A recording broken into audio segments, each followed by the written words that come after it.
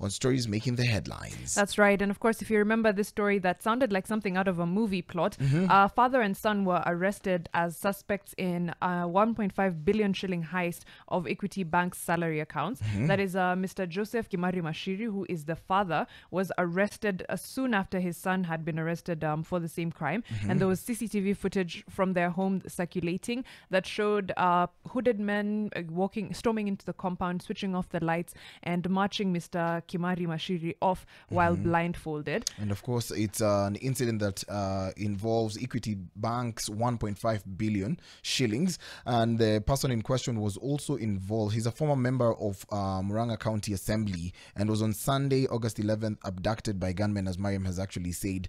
It seems that he was given proper instructions not to talk to the media. But of course, sisi tukiwa media huwa tunajua vile tunapata information yetu. That's right. So he's the father of David Kimani Machiri, who is the prime suspect in a theft of 1.5 billion shillings from Equity Bank through their salary accounts. And he was arrested and, of course, held incommunicado, then returned to his home the following Tuesday. He was arrested, quote unquote, because I think it's more of an abduction, on a Sunday, and then returned to his home 3 a.m. on Tuesday morning. And of course, with instructions not to talk about what happened. But the sources do say that he was kept somewhere where he could hear lions and hyenas. He could hear lions roaring, hyenas laughing. Now, he has not spoken to the media officially and said he will speak once he's in a position to do so. But for now, he just wants to rest and recover.